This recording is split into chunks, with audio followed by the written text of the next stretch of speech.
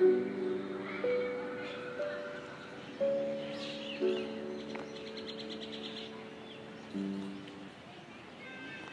दोस्तों, स्वागत है आपका प्रयास चैरिटेबल फाउंडेशन में।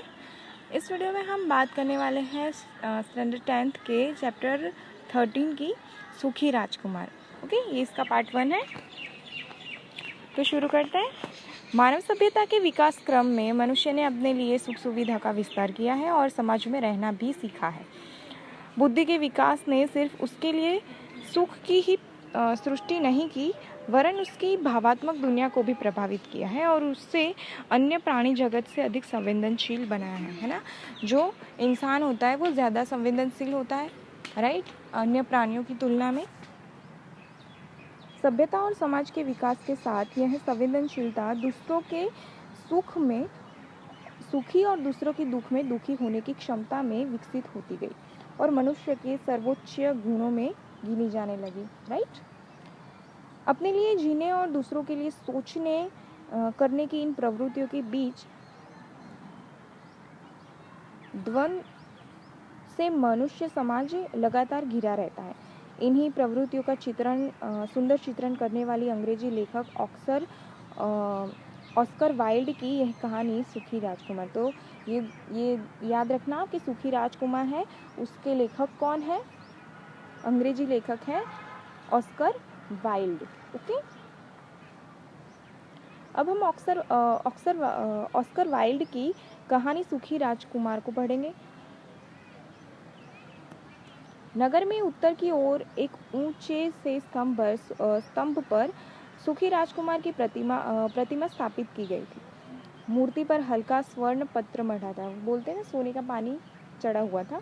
आंखों के स्थान पर 2 चमकदार नीलम थे और तलवार की मुठ में एक बड़ा सा लाल जड़ा था, यानी कि एक बड़ा सा लाल मनका था, वो उसकी तलवार की मुठ में था। उसकी आंखों की जगह 2 नीलम थे और पूरी मूर्ति पे सोने का पानी चढ़ा हुआ था। ओके, तो लोग उस प्रतिमा के सौंदर्य की बड़ी प्रशंसा करते थे। दिन भर उड़ने के बाद एक गौरैया जो है वो रात को नगर के समीप पहुंचती है। मतलब जो गौरैया होती है वो उड़ती उड़ती अपने वो नगर के पास पहुंचती है।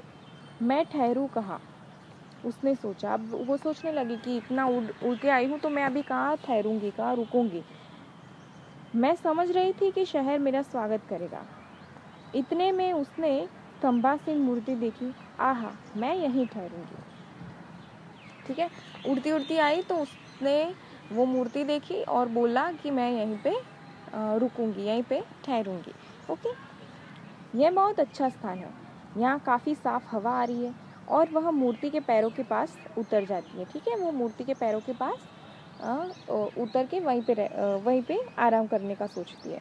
उसने चारों ओर देखकर कहा कि मेरा शयनागार सोने का है, और वहाँ पंखों में मुंह छिपाकर सोने ही जा रही थी कि एक पानी की बड़ी सी बूंद टप करके उसके ऊपर गिर पड़ती है। तो वो देखती है कि पूरी मूर्ति तो सोने की बनी थी, है ना, सोने के पानी की थी। तो वो आजू बाजू देखती है तो उसके पैरों के पास, तो वो कहती कि अभी आज मेरा जो शयन खंड है, मेरा जो सोने का स्थान है वो सोने का है, ठीक है, गोल्ड का है।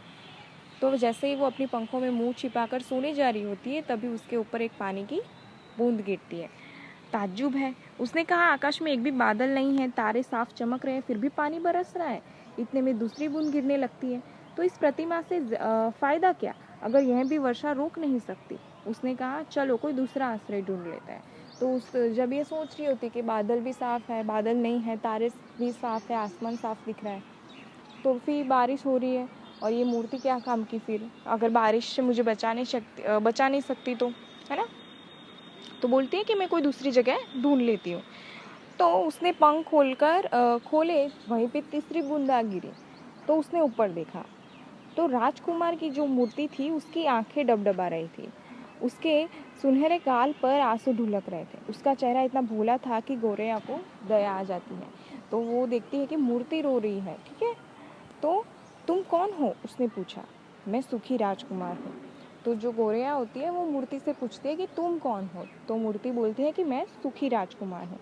फिर तुम रो क्यों रहे हो, पंख फड़फड़ाकर गौरैया ने कहा। तुमने तो मुझे बिल्कुल भिगो ही दिया। देखो, जब मैं जीवित था, मूर्ति ने उत्तर दिया, और मेरे वक्ष में मनुष्य का हृदय धड़कता था। वक्ष मतलब आगे की साइड, ओके। तब मेरा आंसुओं से परिचय नहीं हुआ था। मतलब बोल रहा है कि जब मैं जीवित था, जो मूर्ति है वो बोल रही है, वो सुखी राजकुमार बोल रहा है कि जब मैं जिंदा था तब मुझे आंसुओं का परिचय नहीं हुआ था, तब मैं रोया नहीं था। मेरे वक्ष में यानी कि मेरे दिल में मेरे आगे हृदय धड़क रहा था। मैं आनंद महल में रहता था जहाँ दुख को प्रवेश करने की इजाज़त नहीं थी, मतलब बहुत ही सुखी था। दिन में मैं अपने उद्यान में विलास करता था और रात को नृत्य में लगा रहता था। मेरे उद्यान के चारों ओर एक प्राचीर थी, किंतु मेरे चारों ओर इतना सौंदर्य था कि मैंने कभी बाहर देखने का प्रयत्न ही नहीं किया। मैं जीता रहा और मर भी गया। मतलब उसका जीवन कैसा था, एकदम सुख सुविधा वाला था, उसको किसी भी प्रकार की कुछ भी टेंशन नहीं थी, ठीक है। तो वो बोलता है कि मैं ऐसे ही जीता रहा और मर भी गया।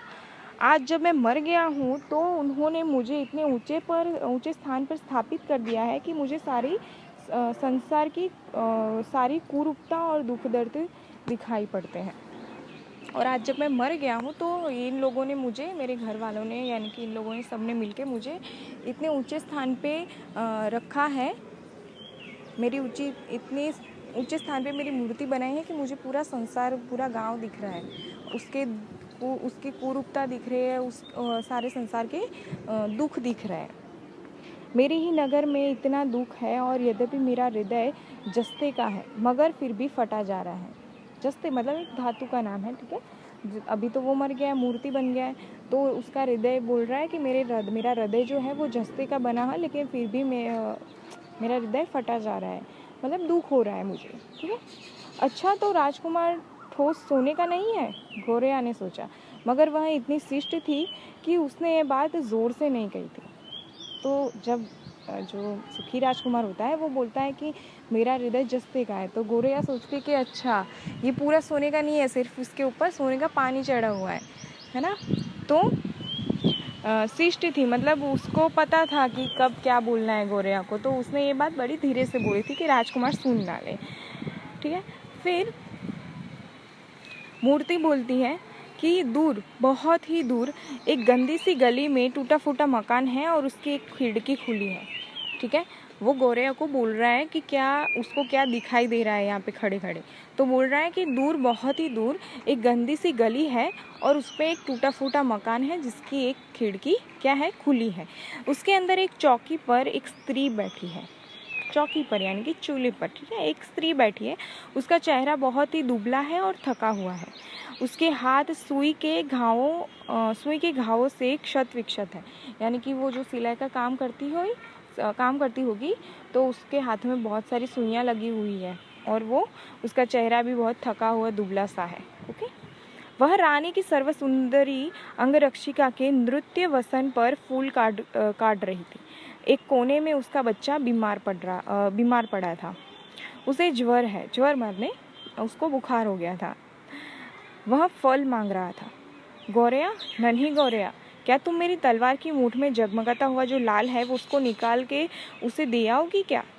मेरे पैर तो इस स्तंभ में जड़े हैं, मैं चल नहीं सकता। तो राजकुमार बोलता है कि वो जो स्त्री थी वो कौन थी?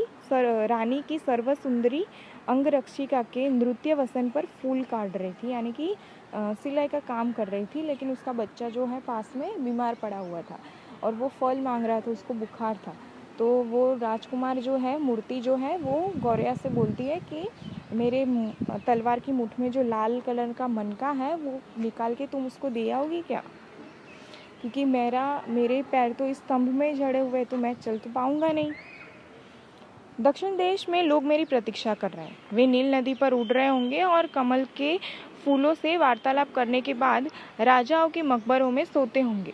तो वो गोरैया बोलती है कि जो मेरे साथीदार है वो दक्षिण देश में लोग मेरी प्रतीक्षा कर रहे हैं, यानी कि मेरे साथीदार है वो दक्षिण देश में मेरी प्रतीक्षा कर रहे होंगे। वे नील नदी पर उड़ रहे होंगे और कमल के फूलों से वार्तालाप करने के बाद राजाओं के मकबरे में सोते होंगे, ठीक है। राजा रंगीन ताबूत में सो रहा होगा। वह पीले वस्त्र में लिपटा होगा और मसालों से उसका अंग लेपन किया गया होगा। अभी आप समझ रहे होगी किसकी बात हो रही है, मम्मी की बात हो रही है। जो हम देखते हैं ना मम्मी बनाते थे पहले के ज़माने में, है ना।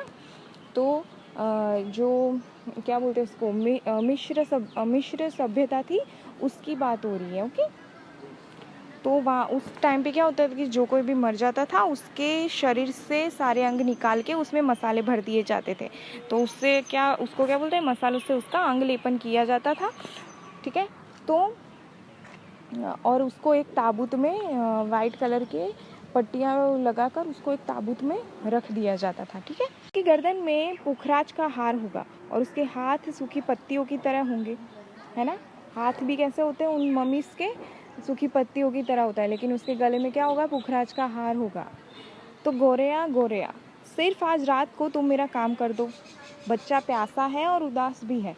तो जो सुखी राजकुमार बोलता है कि गोरेया आज रात के लिए तुम मेरा काम कर दो, वो बच्चा बेचारा प्यासा है, भूखा है। तो मुझे बच्चों से ज़रा भी स्नेह नहीं है, गोरेया ने कहा। पिछले बसंत में दो बच्चे थे जो रोज़ आकर मुझे ढीले मारा करते थे। यद्यपि मुझे चोट नहीं लगी, लेकिन मैं बहुत ही तेज़ उड़ती हूँ, किंतु ये बड़ी ही अपमानजनक बात है। तो गोरेया बोलती है कि मुझे बच्चे ना बिल्कुल भी पसंद नहीं है, क्योंकि वो ना बड़े ही शैतानी होते हैं।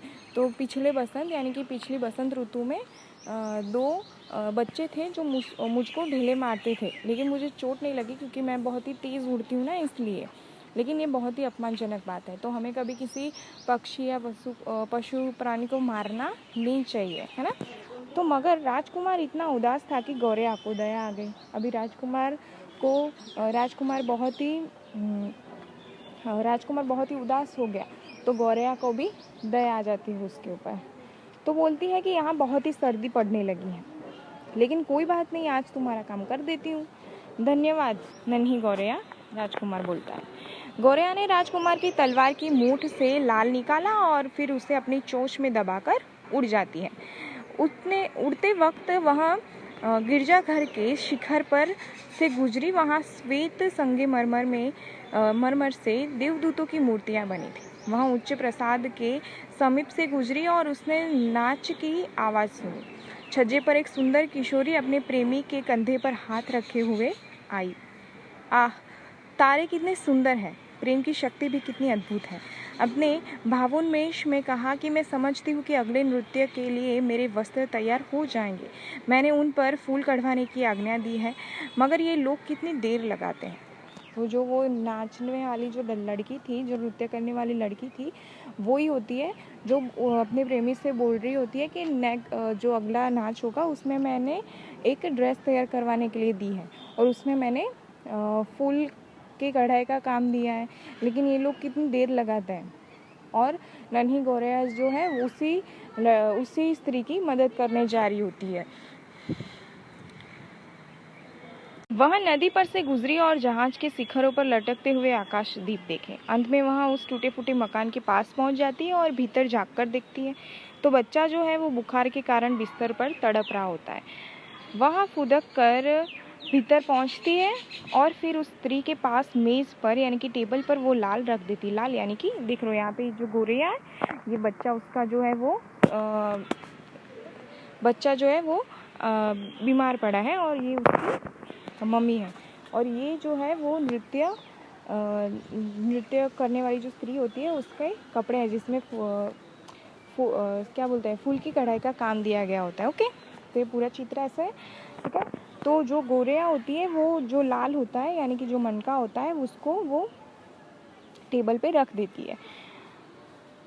वह बच्चे के सिरहाने उड़कर पंखों से हवा करने लगती है। तो वो क्या करती है, वो जो बच्चा होता है उसके सिर के पास जाकर अपने पंखों से उस बच्चे को हवा करती है। आह, कैसा अच्छा लग रहा है, वो बच्चा बोलता है। ठीक है, तो अब शायद मैं अच्छा हो रहा हूँ, और वह सो जाता है। ठीक है, तो यहाँ तक इसको रखते हैं, फिर आगे इसको कंटिन्यू करते हैं कि आगे क्या होता है। ओके, गोरेया आगे क्या करती है। तो मिलते हैं नेक्स्ट पार्ट 2 में। Bye bye.